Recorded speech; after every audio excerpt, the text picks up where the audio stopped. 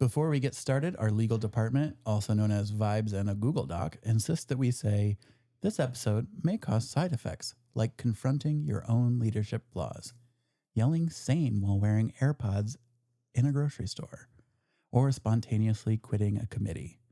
Please don't listen to this while making major business decisions, firing somebody, or pretending that you're not the boss. Welcome back to Join the Chaos, the podcast where we take you behind the scenes of small business life and expose the real mess behind the curated Instagram grid. Which is outsourced. Which is also outsourced. Yes. That's leadership right there. And today we are talking leadership, but not the LinkedIn influencer kind. We're talking about what leadership actually looks like when rubber hits the road, when your plans fall apart, or when your team is looking at you and just going, well, now what? I feel like today I had one of those conversations with the team, actually, because we were talking about call-outs, the infamous call-outs that are never ending. Yep. And, that's why you can't plan time away. God, no. As soon as you want time away, everybody's like, yes, I'm sick that week. Right. Whether they're sick or not, I don't know. I don't really care. But we were talking about that. And I was talking with them about how we're working on growing our leadership team because we're expanding into 2 locations. So we need more people that are going to be taking on some of these leadership roles, and how it's really important to start delegating the responsibility of finding coverage down to people, especially those that we know are moving into those leadership roles, because oftentimes what you'll find is until you are stuck in the moment of like, well, so-and-so is not coming in tonight. I've texted everybody. Everybody said no. Well, now what? And that's leadership. I mean, I think that is when things come down to it, leadership is a perfect example of that. Sometimes leadership is just, you're stuck. You're stuck doing the work. Ultimately, like that's what happens to me. I have 2 choices. If everybody in my staff says, no, I can't cover, I have 2 choices. Either I cover or I close the store. Yes. So like, there really is like a finite number of decisions. And so like longevity of a business or longevity of a job, if you want to remain in leadership at this place, then you got to make sure that we're keeping revenue coming in to pay for you to remain employed at this place. So that's a very micro view of leadership, but that question mark is like, I feel like that's all too common from early leaders, I would say, even some more senior leaders too. But I think especially when you're early in your leadership journey, when you hit that spot where you have to look around and be like, who's doing this? Oh shit, it's me. Yeah. All roads point to you. Yeah. Right. No, that's the stopgap. Whether someone's out sick or it's extra busy. I know you and I jumped in one night that was crazy busy and fun. Just started working behind the counter with your team, doing dishes, bringing ice. Like it was whatever we could do to keep them going, because it was a crazy, crazy night. I don't remember what was going on that night now. It might have been to the trunk or treat night. Oh, it was. And there was so much happening, and the line was like not just out the door as it usually is, but like out into the parking lot. Yeah. But the pace of it was never ending. Insane. Yeah. And we really didn't ask them. We just started helping them. Yeah. But that's because we know that that's what you have to do. You just jump in and it's you. Yep. If there is a gap, it's you that has to make the decision and pivot. I find that the leadership points that are needed the most are the problem solving points. Mm-hmm. Like for us, if we didn't prep the right number of something and halfway through the day we realize, oh, we don't have enough of the macarons or cookies or something, what I have to do is go into problem solving mode and think about, okay, how do we pivot? So managing the pivot is usually the first lever, right? So figuring out, well, what can we do instead? How do we do something just a little bit different just for today? We luckily have a little bit of leverage with that because most people who come in, they know they've already booked a prefix menu, but for the most part, they really don't know what they're expecting because it's going to be like a great surprise anyway. Mm-hmm. So if we have to pivot and change out one item, because something happened and maybe things got burned in the oven or we didn't make enough. Most people don't know the difference. Right. Right. So it's not like one table, we would pivot everything for the full table. So no one would get a different serving basically. Right. So you're still completing that experience. And I think that's one of the things that when you do talk about these types of pivots or swivels, I like to think of them as swivels. Okay. Yeah. You're not really changing. You're not really doing a full pivot. It's you're just like whoop, there's a rock. Let's step around it. Yep. Yes. But I think that's really what it comes down to is understanding the different decision-making levels. I do think as a small business owner though, like that moment, it happens often, but also you have to make a decision very quickly. Like it's not, you don't have time to really think about it. You have to like really go with your gut, figure out a solution and do it right then. Like there's no time to really think about it. Once in a while we have time to kind of plan or think about a change or a swivel. But for the most part, it's something like something's literally on fire and I have to put it out so the kitchen doesn't burn down. And then we have to figure out what to do from there. And it has to happen really fast. Yeah. Yeah. I think the speed in which decisions have to be made for a small business, I think that's something that is often overlooked. And it can be good and bad, right? You can make some really bad decisions because it was on the fly and you didn't really have time to fully process all of the outcomes. But then there's also times where you can accidentally stumble into something that's great. And one of the things that we kind of stumbled into, which is probably going to surprise people, is the whole reproductive freedom petition signings. Back before Roe v. Wade was overturned, we just had some volunteers come in and say, hey, can we, use this as a depot and da-da-da-da. And I was actually really busy that day. I remember it now, like, because of everything that's happened. Like, I remember everything about that whole time. But I remember that day because I was so busy and they came in and I just was like, yeah, of course. Like just a quick yes was my answer because I was like, oh my God, reproductive freedoms. Of course. I want to protect that. I want to do it. Not knowing what I was actually signing up to become like during that whole Roe v. Wade being overturned. But that honestly ended up being one of the like big flag moments in our history of Absolutely. Like what makes Brick Road brick. And it's so sometimes those flash decisions can be bad, but they can also be really good because you can really suss out somebody's true motives and true like values, because when those quick decisions are happening, oftentimes you're leaning on your gut, your morals, your values. Absolutely. Your gut is, you have to go with it in that moment. There's no time to really second guess it.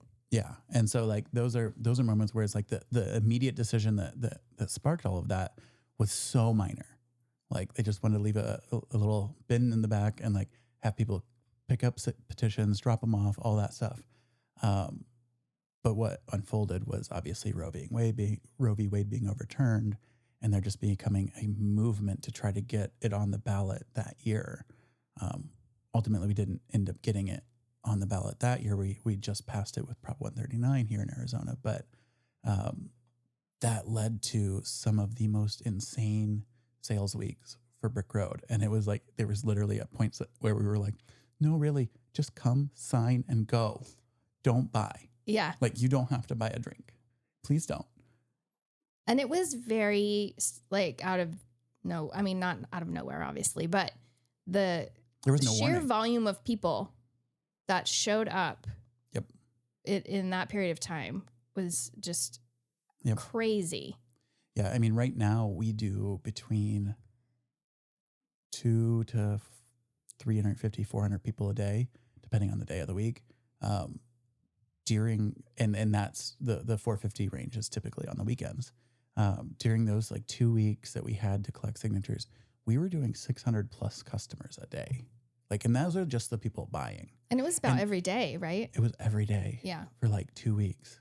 And so like amazing sales, but like we ran out of milk every day, had to go to the store and buy milk every day. We ran out of espresso beans every day. So we were like constantly trying to like roast more and get more. It was just like everything was so hard because we didn't plan. We didn't have the infrastructure to support that much sales. But you wouldn't have known. There was no way. There was no way to plan for that. No. Yeah. But it is funny. So it's like sometimes those leadership decisions can result in like very grateful for it because like that has made Brick Road relatively stable because of that. Ever since we got that mass exposure, so many people know about Brick Road. So many more people know about Brick Road than they did before. So, yeah, those moments of leadership decisions on the fly, very quick. And then there's other times where I think there's decisions where we think about them for far too long and we ended up still making the wrong call. Yeah. I mean, my take on the wrong decision in our roles really just comes down to how much money is it going to cost me? Yeah. Right? Whatever the mistake is or the decision that backfires or it didn't work out the way you planned, it really comes down to money. Yeah. Like how much of a loss is that going to be or how much am I going to have to pay out to cover what I had planned for? Right. I think and I'll share a really vulnerable moment for us, like early on in our journey, obviously we're a queer safe space. We have created a space where we try to provide a little bit of sanctuary for some marginalized communities. But both me and my husband, we're still cis white men. And so we still have some privileges that blind us on certain things.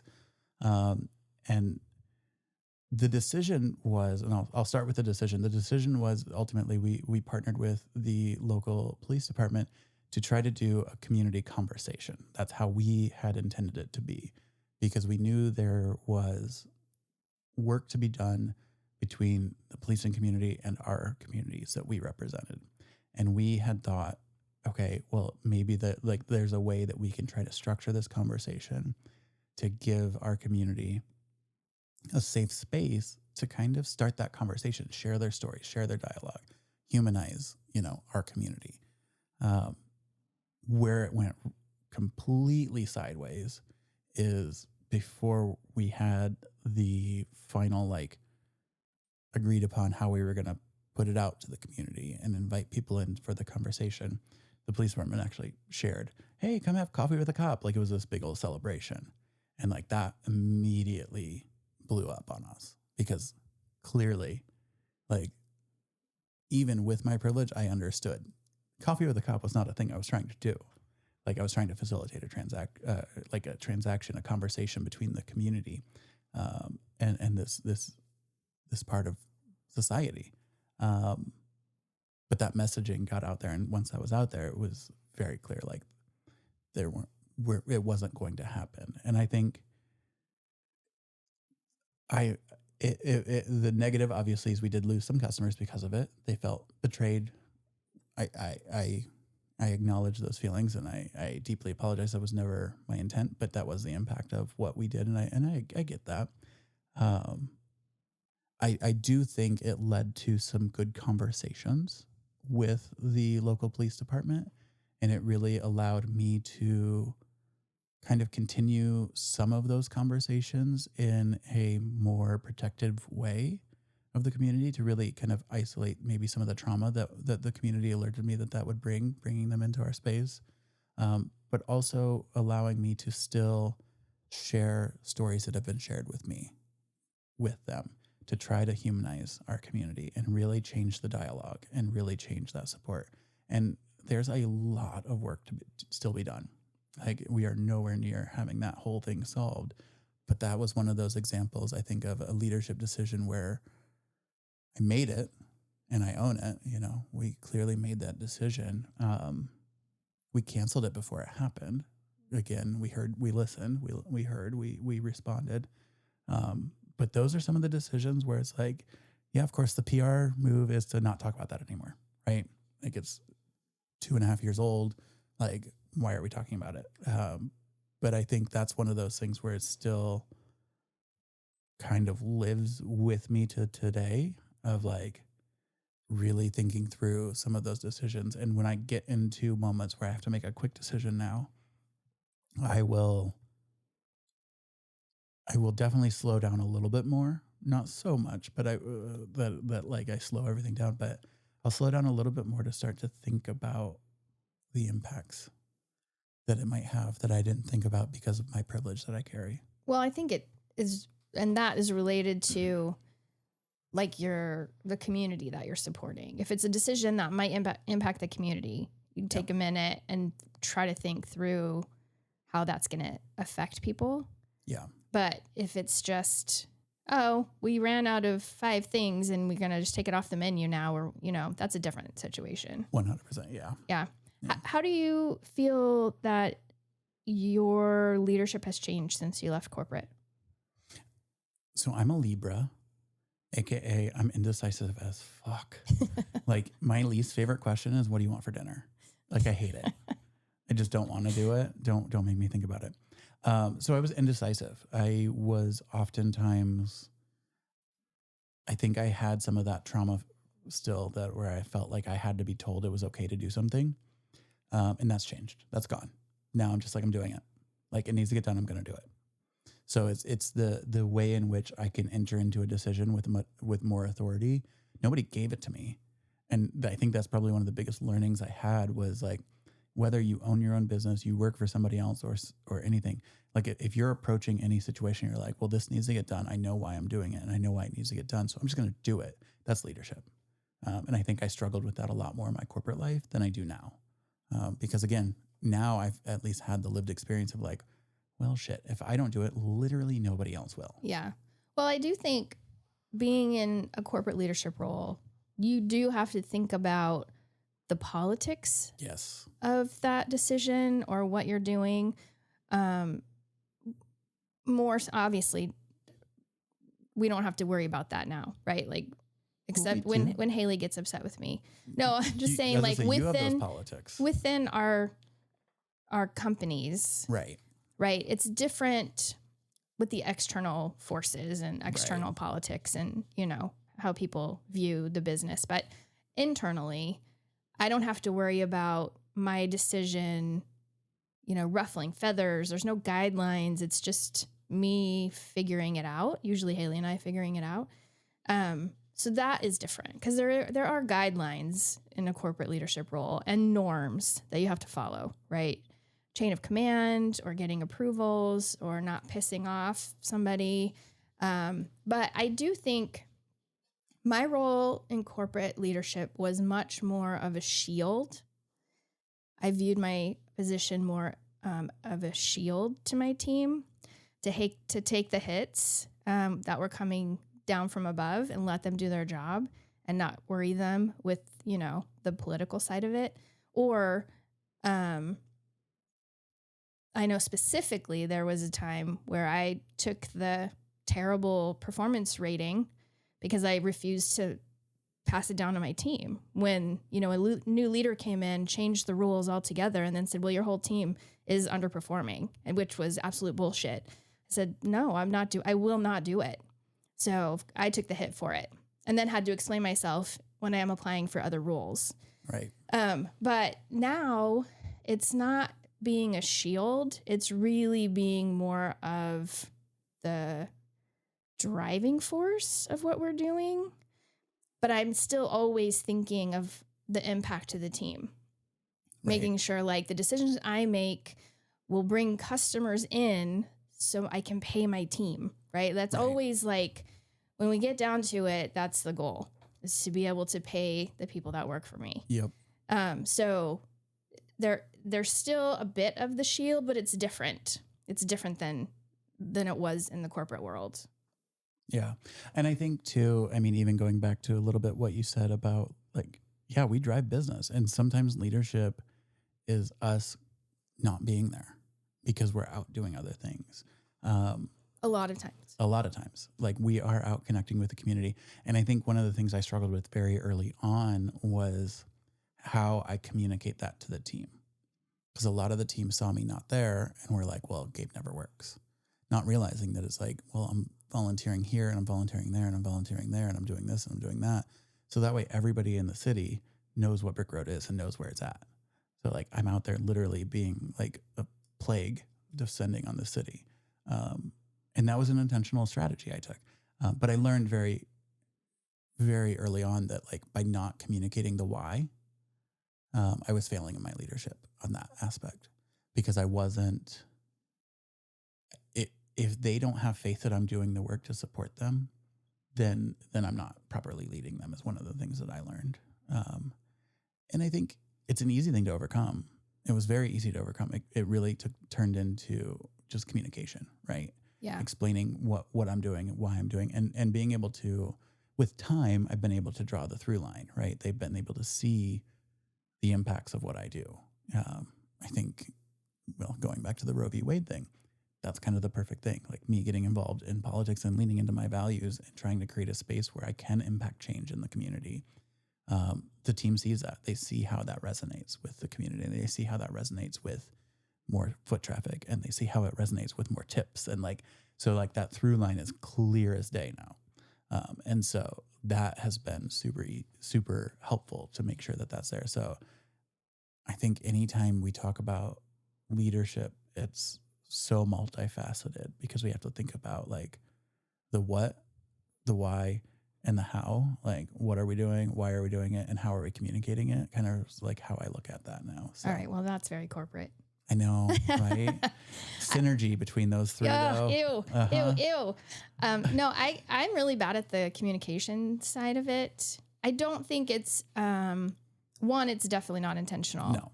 But I will tell whoever's standing in front of me about a plan, and then I will not tell the next three people because I've already told someone. But maybe that person now doesn't work for 4 days and no one else knows what's going on. I am getting better about making sure, like, Haley and I sit down and strategize and figure out like what the plan is for events and different things that we're doing. So I'm getting better at the communication piece, because then it does trickle down through her leadership.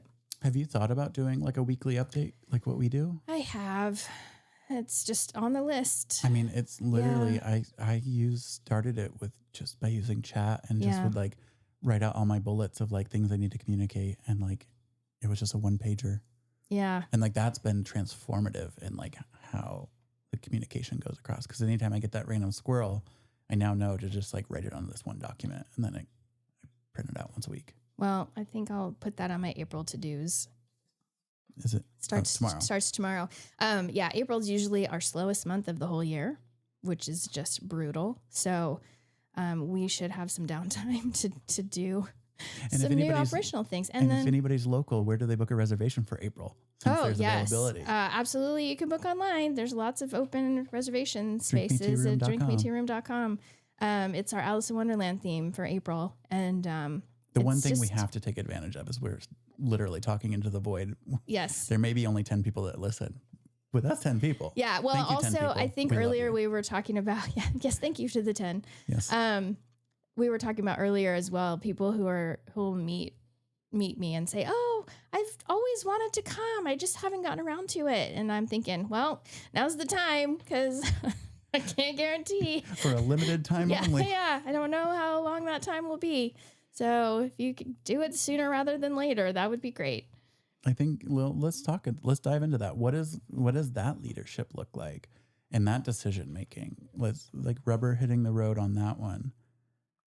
What goes into your kind of decision making process? Like every month and every payroll, you have to sit here and think, do I continue? Yeah. Do I still go? And like, that's a blunt reality of small business. It is. And right now, it isn't just me. It is every small business owner that I'm talking to or that I know. Yep. We have seen so many businesses close. Like it's astounding, like the number of businesses closing. And then just driving through the city, and I know it's not just here, but driving through the city, and every single building has vacancies. There's open suites, there's open office space. Like everywhere you go, everything is vacant. So it is a concern every payroll cycle at the end of every month. What is that going to look like? That weighs on me for sure. So far, I've had enough cushion that, we can still hang in there, and hopefully work toward pivoting a little bit or swiveling a little bit, to try to get more wholesale accounts in, and do some less labor intensive things. You know, doing a tea service is labor intensive. Right. We have multiple people in the kitchen, multiple people serving, bartending, to make sure that the experience is what it should be. Yep. There's a lot of people involved. On a weekend, if it's, you know, hopefully when it's busy, you know, almost our whole staff is working. And, you know, our numbers are dwindling a little bit, unfortunately, but that is very labor expensive to do that service. So when we're kind of going through and trying to plan, so the end of last year, I really tried to look at the calendar. I tried to look at how many events we could feasibly have, how many different themes we could do, when do they fall in the calendar year. We tried to map out like kind of the whole year at one time, because also then our booking reservation system opens 60 days in advance. So I have to have that plan in place more than 2 months ahead of time. And I have to decide, what is it going to look like? What days is it going to be? If we're needing to block time out for special events, I have to make sure we're planning for that. So it's not as easy as just, oh, everyone is sick today, we have to close, because people have planned ahead, possibly up to 2 months in advance to come for a reservation. So it's not quite easy to kind of make that change the last minute, which is where, you know, the stopgap is me. Yep. If I need to step in, you know, these people have booked, our guests have booked far in advance and paid a deposit. We have to make sure we show up for them. And there are some levers we can pull. Like if we find out people are, you know, something's going on, we can always block reservations and reduce the number of people that are coming. But then when we do a new theme, there's also all the planning and expense of a new menu and new cocktails to go with it and decor, right? Yep. And figuring out how we're going to decorate for that. There's so many details that go into it. Like it's a heavy lift to change the theme all the time. And then again, changing the whole menu out. Usually we have a few kind of staple items that we can change ingredients, and it's not terrible. But if we're changing an entire menu out, that's like all new ingredients that we're buying for that menu too. So that is an expense. So it's really, there's a lot of planning that goes into it, and the cost of it, and also the execution, right? Can we pull this off? Yep. Can we do this successfully? Will people come? Is this a theme that people will resonate with and want to show up and be a part of it? That's always, if we start a new theme and try something new, the first time we do it, sometimes people, usually we'll have our regulars show up like within the first week if we do like a 2-week event, but there's no guarantee that people are going to say, oh, I like Hamilton, I'm going to show up for Hamilton, right? It takes some time to build the momentum. Yep. So that's also kind of a gamble. Yeah. So it's difficult, the financial side of it, to really try to plan. And then if I plan and no people do not show up, because that's what we've seen in the last 8 months, a downturn in people spending money, you know, then how do I pivot from that? Right? That's like the next question. Like, yeah. Okay, now what do I do? Now, how do I adjust for that? So is there like is there a reserve buffer amount where you're like, once you get below this point, you gotta kind of hang up the hat? Or is it just based off of like slowly as staff becomes, because eventually I think one of the things we see often is, you know, especially in tip industry, if the business slows down, then staff wages go down. Yeah, that's absolutely right. Like if people aren't coming in and tipping, or if people aren't coming in, we don't have to prep as much. So the kitchen doesn't have as much to work on, right? So their hours are less as well. I don't have a number in my head. I probably should. I'm hesitant to do that. Right. I really did a lot of thinking about it in fourth quarter at the end of the year. And I felt like I came to a decision that was, I'm not ready to walk away. I feel like there are other reasons that I need to have the business, like just in the world, right? I feel like Right. there's multiple communities that we support. Yep.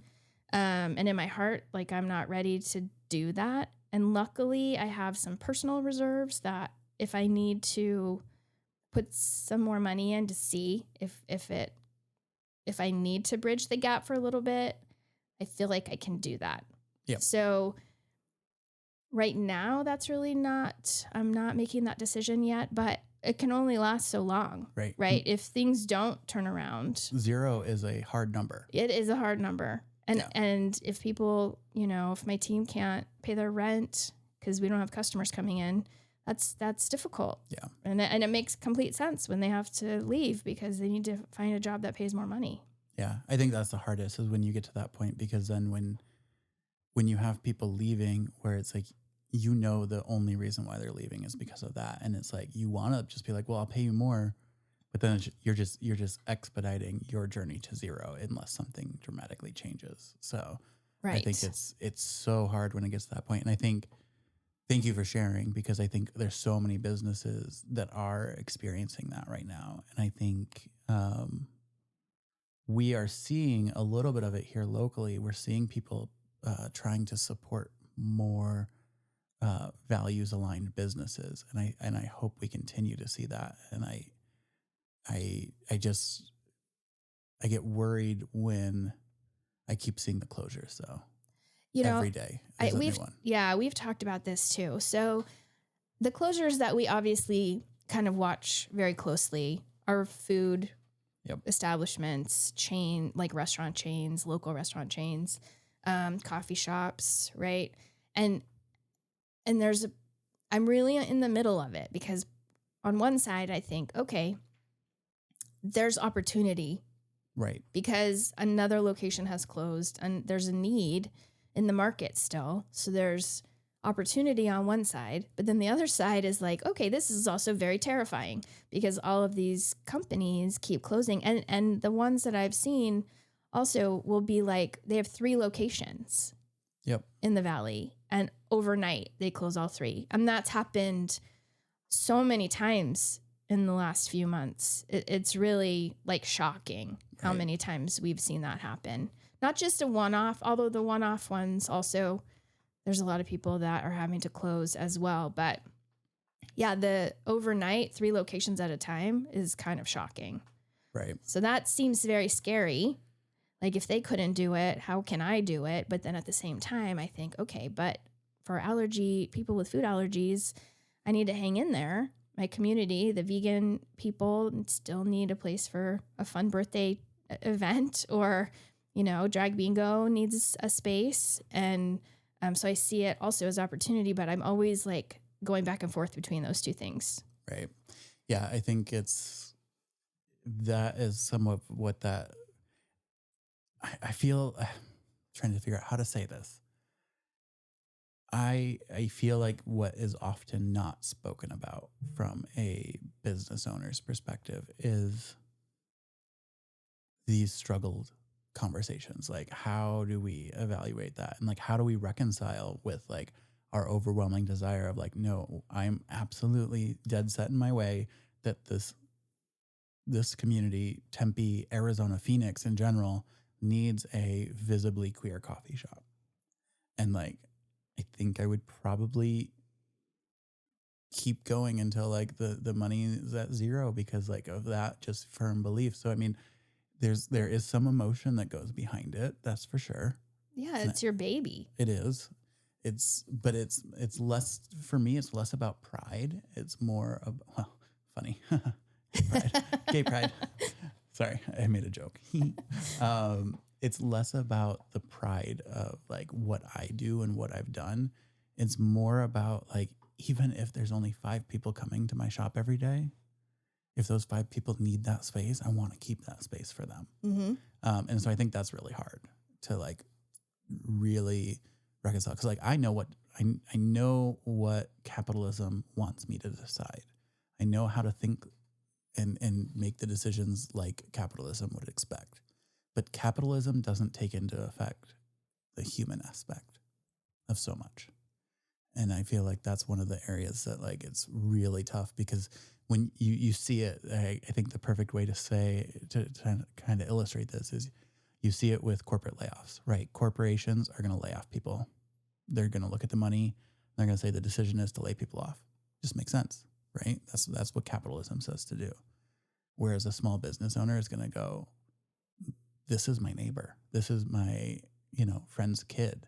This is, somebody that I look at like a child now. Like they are my adopted family at this point. Like those decisions aren't easy. You can't just make them. So I think knowing that the more ready you are to make some of those decisions, you really are going to have to figure out a way to navigate that in your own like self journey. And I think a lot of that's going to come back to the support network that you can build, whether it be family, friends, other businesses, people that you can talk it through and be like, look, I want to do this. Am I dumb? And the answer might be yes. Yeah, I think that's really hard for me personally. Yeah. Like I will absolutely dig in.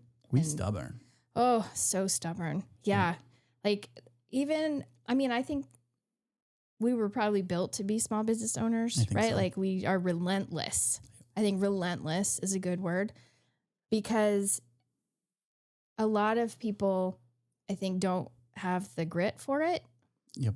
Right? I mean, it's a lot. 7 days a week, every single day. My next planned days off are for 4th of July, right? Like right. I don't have days off. I don't have, unless it's, something a little more spontaneous one night here or one day, but knowing like I got to grind it out. I got to make sure people are coming in and the staff can stay on and right. Like, so against all that pressure, like I just put my head down and keep going through it instead of like, okay, maybe we should stop. Like my brain doesn't function that way. Yeah. I'm like, oh, okay. Yeah. Let's keep going. We're going to make it work. It's going to happen. Right.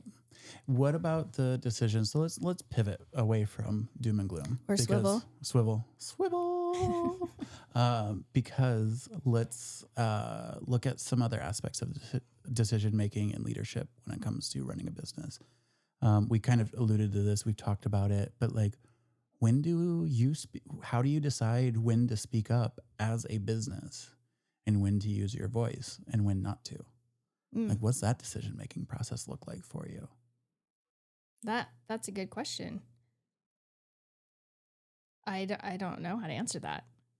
No? Again, I think it's based on your gut. It is. I mean, honestly, like I feel like the times where I've had to kind of make quick decisions. Well, they don't necessarily have to be quick. No, but I have found them to be quick. Usually, yeah. Something that came out of the blue and I think, yeah, we're doing that, right? And then by saying that immediately, I am now using my voice in that way. Yeah.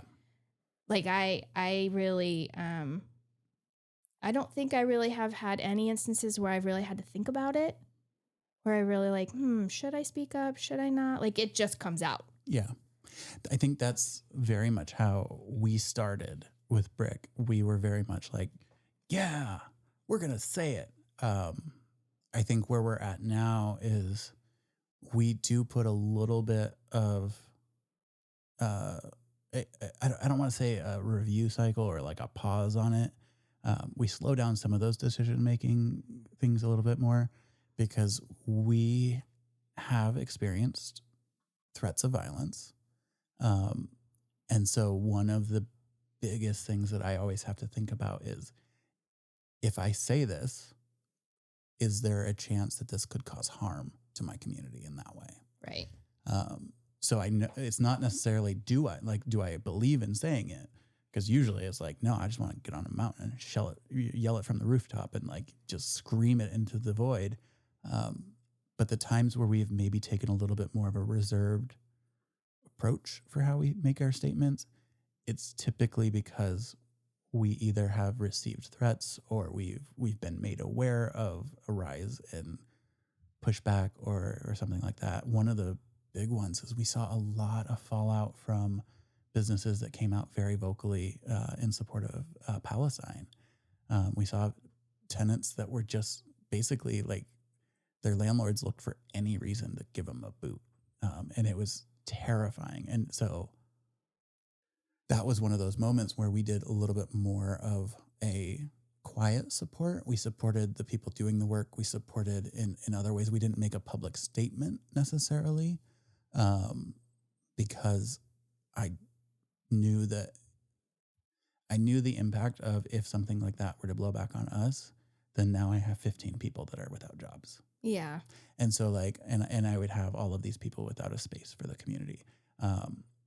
So it wasn't necessarily that we didn't show our support. We showed it in different ways versus a full public statement.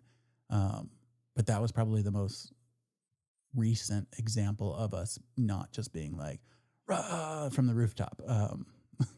Usually we want to yell it that way. But sometimes it's better to let those people that maybe have the better platform to yell it be the ones yelling and then find ways to support them on the back end. I think everybody has a strength, and sometimes there's strength in silence. And I know that sounds terrible, but I think the strength that I'm referring to in the silence is like not necessarily using my voice, but using my actions. Exactly. No, I agree. I think using your actions speak louder than a statement anyway. Yeah. To be honest, I think I know at least for your business, like just your continuing to support your community and supporting different things that are going on, the actions are why people come back. Right. Not because you made a statement or because, you post a sign in the window or something. Right. Like it truly is that you're doing the things. Yeah. I think I really struggled early on, and like we're recording this on Trans Day of Visibility. Just want to make sure we call that out. Hi, Ashley. We, I think, and I say that because there's times where I don't always remember to go on to our socials, and like I don't always put a graphic up and be like, it's this. But it's because I feel confident in the work that I'm doing, that I know like whether I say it or not, I'm doing the work. Right. I'm in the streets. Right. I'm out here fighting and trying to lift that burden off of a community that I really want to help support. And you're providing a space for them to safely come in and have some coffee. Yeah. And do their homework maybe. And meet their friends. Yeah. And just fight the good fight. Yeah. So it's like that's chaotic good then, right? I think so. We were having a whole discussion over dinner about whether or not I am chaotic good, neutral, or evil. Yes. I think I'm chaotic neutral because I do it for mostly the right reasons. Yeah. But see, that's my question. And if anyone is a D&D expert. We are not. Perhaps my husband, if he listens to this episode. Hi, Mike. Really, is it the intention that is the qualifier, or is it the actual action that's the qualifier? So if or like just because I shouldn't get joy out of something, if I get joy out of it, does that make it evil? The intention and like the ultimate result is good. Right. Exactly. So we were talking about that, having a bit of a debate earlier, but in that situation that you just said, I feel like that would be chaotic good. I think so. Yeah. I mean, words can only go so far, but like, let's be real. One small little 1,400 square foot coffee shop in Tempe, Arizona, putting out this big, powerful statement about like something that's going on overseas.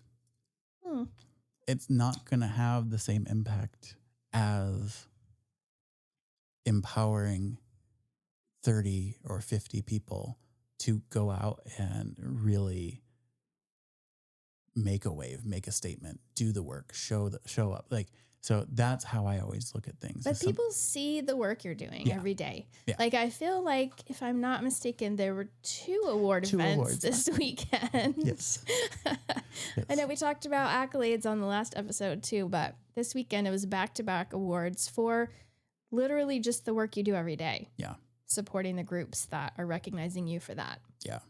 And those are probably the most, they are definitely the most meaningful.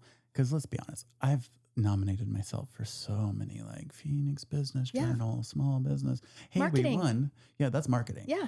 These awards are really those sentimental awards that mean a lot. You know, like we got an award from Save Our Schools and the public school teachers, and really that award just means so much because I often feel like I'm not doing enough work to really be in that fight.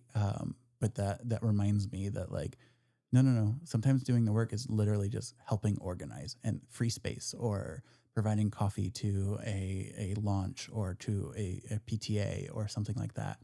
All of those things really do kind of add up. It's the, yeah. And then the same thing, we got an award from 1 in 10, the Business Leadership Award. And again, like, I think one of the things that I started off with very early on in my small business journey was like, it's going to take so long for us to really cause an impact because we're going to have to make so much money so then I can give the money. I literally came from a corporate world where I was like, I thought like all action came from giving money. And so it's such a skewed way to look at society. Yeah. But like corporations teach you that that's what you do. Like, oh, you don't do anything. You just write a check. It's like making the big statement, right? It's really just for show sometimes. Yeah. So I think that's one of the things that has been really kind of transformative is just seeing that like, no, keep your head down, do the work, help people do the work, help people, and you will make an impact. And I think that's been one of the key leadership journeys I've gone on, at least. So yeah, fun times. Mm-hmm. Yeah. So that was an interesting one. I wanted to kind of go through that before we go on to our next segment, unless you have any other leadership topics to add. Otherwise, I'm just going to kind of tie this one up. And I don't know. I think it's fair to say that when I left corporate, leadership to me was control, right? Being the decision maker, that's leadership. I think small business, especially in food and beverage, leadership is staying in control and staying present more than in control when everything's out of fucking control. Yes. And being the calm one. Yeah. When everyone else is really fired up about something. Yeah. When you want to hide in the storage closet, just kind of not doing that. That's sometimes really good leadership. Yeah. Yeah. There are definitely times where you're like, no, thanks. Yep. I would like to not be involved in this. The email that makes you not want to answer any other emails? Yeah. We talked about that. We were talking about that, yeah. There's always a couple. I'm like, yeah, I know I need to read that one. I know I need to get to it, but it's that one's just more work. Or so that I'm just one not going to do any of them. Yeah. I'll do the fun ones I can delete right away. Well, of course. And try to clean up my thousands and thousands of emails in my inbox. But Yeah, exactly. Okay, so this week we're switching it up a little bit. We're not going to do rapid fire chaos. Instead, this comes at a request, and so did today's topic. Today's topic came from our good friend Charity, and Charity had also given us the idea to talk about some of our failures. So we decided to come up with a segment called the Failure Files, because we believe that you should normalize failure as a part of leadership. Everybody goes through it. It's not something that's to be ashamed of. It's just more expensive as a small business owner, I think. Very much, very much. That's usually the thing. Yeah. So each of us is going to share just a quick moment on where we may have absolutely blown it. You know, not the cute, oops, I dropped a tray. But the real, I still think about this at night. I think I've already shared my big one, but I think diving into a little bit more, like, I think the feeling of why I feel like this is my big failure was the coffee with the cop, because I feel like I knew in my gut of guts that there was a lot of work to be done there. And I think my thing I struggle with still is that it's like, I wanted to be optimistic to think that I could create change quicker. And that was something that that's what keeps me up, is like, oh, when you burst that optimism bubble, it's hard. Yeah. It really is. You're like, no, I promise I can fix it. Like, let's just talk it through. Like, and then, the community is like, no, like, it's just bad. Like, there's a lot of trauma here. Like, you ain't going to talk it through right away. I was like, oh shit, you're right. But like, damn. So I think that's probably the one that I would say was my moment that I struggle with the most, because that was almost 2 years ago, 2.5 years ago. And I still think about it all the time. Well, but it's a learning moment too. It was. Right. So now you do gauge your decisions based on how would that impact people. Yeah. So what would you say is your failure moment? Your failure file? One of the failures that I was kind of surprised by was I was really interested in trying to partner with the cannabis industry and figure out a way to bake things that they could then apply their product to. I met someone who was really ingrained in the cannabis community, and he made some connections for me. People were really excited about it. I was invited to participate in a 710 event, which is like a 420 event, but it has another connotation, but it's still related to cannabis. I think it's like cannabis oil or something, at this cannabis friendly hotel here in Phoenix. And so I participated the middle of July outside, right? It is as hot as possible in Arizona. And it just was a learning experience. Like, because we didn't have anything and didn't offer anything that actually had cannabis involved, it was kind of like, no, come back here after when you have the munchies and you want to eat something, and, and it was a complete waste of time. It wasted my time, my money, like, just to plan for it and be there and participate. And I really was hopeful that the industry was growing and that there was a niche for gluten-free, vegan baked goods, because you can buy cookies and things, right, at dispensaries, but not necessarily gluten-free or vegan, so not necessarily allergy-friendly. So I felt like there was a space for that. And then when it really came down to it, it was definitely not a good fit. That industry was not a good fit for me. We had already gotten on the hook to do another event with them after that first, like outside in the sweltering heat of July. And it was also a failure, but I had already committed, and it was like doing a tea event at their space where people bought tickets to it. And it was completely a waste of time. I had to pay an employee to be there with me, and it was not worth it. We didn't make any money. It was an absolute loss. And I realized never again, like, that is not the industry for me to partner with. Yep. But you realized by doing it. I did. I really did have high expectations. And I even thought about that, like, when we were opening, I thought, I bet there's like a place in that market to kind of partner with people. And it was absolutely not the case. And maybe it was the people that I met and worked with. I don't know. They were all very nice. Right. But it was not my demographic. It was not the place I needed to be. Yeah. I mean, it may be not the time, not the place. There's so many reasons, but I think that's one of the things why I like this idea of sharing these failures, because sometimes, leadership isn't always sexy. And so, like, sometimes it's apologizing. Sometimes it's taking the L, like, on 710, taking the L. Yeah. And sometimes it's just realizing that you're the grown up in the room and you can't cry until later. So that's hard sometimes. It really is. I mean, I'm not a crier. I'm not either. But there are moments. But but I did cry yesterday. We talked about this earlier too. Oh yeah. For those that are watching Survivor. I did too. I bawled. Yeah. The most recent episode where they shared some. It got me. Anyway. Yeah. So, but I cried at home where it belongs. Yeah. There's no crying at work. Yeah. So we want to hear your failures too. What's something that didn't go the way you planned, but helped you grow as a leader or a person, not just a leader, but helped you grow as a person? DM us or drop us a comment. We may feature it in a future episode. So yeah, please make sure to subscribe, rate, and follow us on Instagram at Join the Chaos Podcast. We're also on YouTube, just a reminder. If you watch your podcasts on YouTube like I do, you can listen to us there. We're not on video, but you can just listen to our fun voices. And if you hated this episode, congratulations. Now you're the director of internal disappointment. Please take it up with HR. Which is also us. Bye.